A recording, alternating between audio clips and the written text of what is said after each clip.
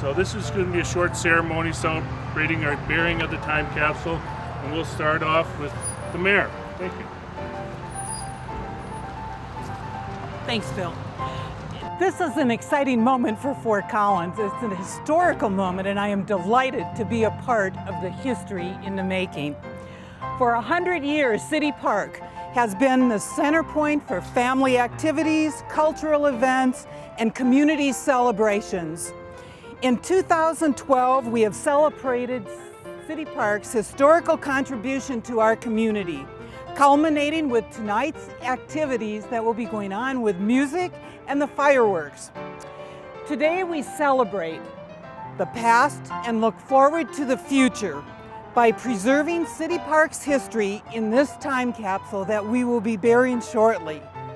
100 years from now, a future generation will reveal the capsule and realize the value that this generation placed on its beloved City Park, this remarkable place that is the introduction to our park system in Fort Collins.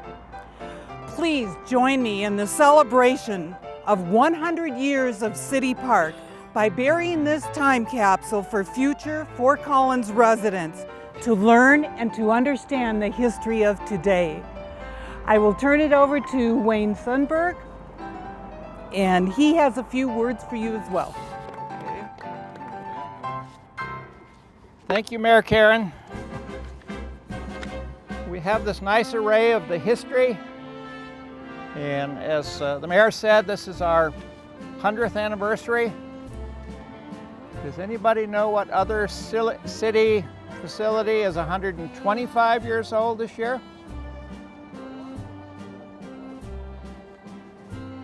That's 130.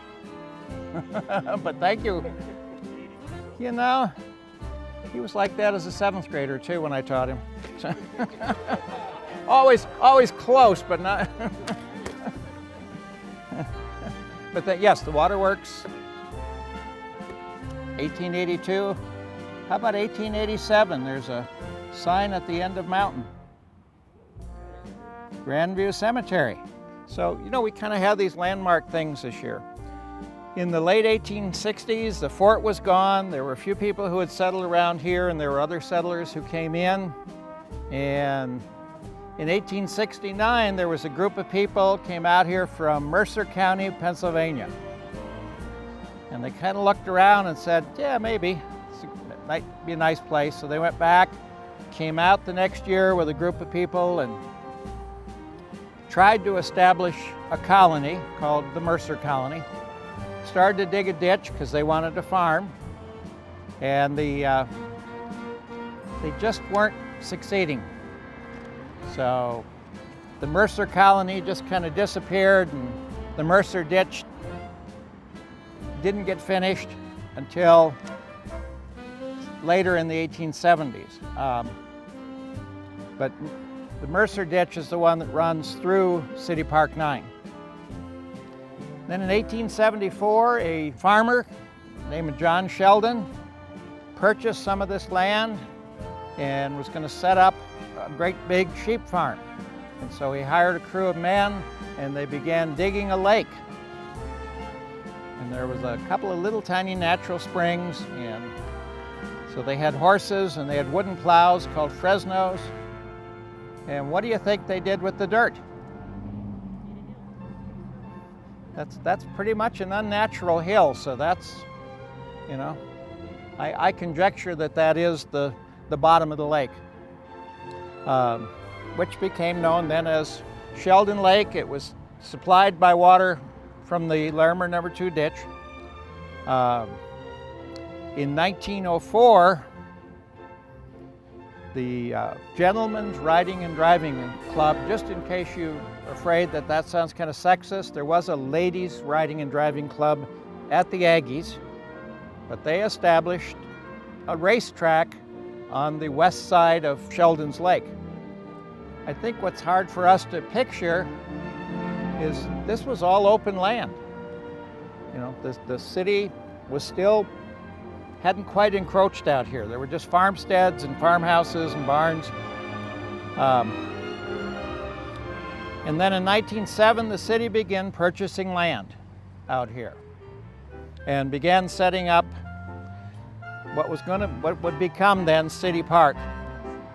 There was a plan for the park. In 1912, on January 3rd, the Parks Commission said, we are going to name this City Park. Anybody know what the original two parks in the city were? Library Park, except it wasn't Library Park originally, right? Lincoln Park and Washington Park, close to where you work. Right out your window, actually your basement window. The Washington Park is the one by the City Hall. So this became City Park. And in 1913, they acquired the racetrack and Prospect Park, as it was called. And so you had all this land established. And then later we have swimming in the lake. They built a diving platform, and there was a tourist auto camp established. They built some tourist cabins over where the parking lot for the Ball Diamonds is. One building still remains, it's the baseball office, and eventually building the pavilion and the pool, and that's as far as I want to take you with the history, because we need to get all these objects are going in the capsule. We're putting the mayor in the capsule.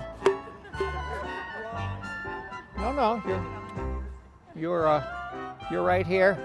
And time capsules are very, very important. I've been involved, I don't know if it's 3 or 4 placing of time capsules. So, you know, and one of them, when we put it in 1976, we said to be opened in 2001. 25 years later, and we said, yeah, we'll be long gone by then. 2001, the people over at Lincoln Junior High called and said, hey, we're going to open up the time capsule and rededicate it. Would you guys come and help us? And it's like, is that already 25 years? So, thank you.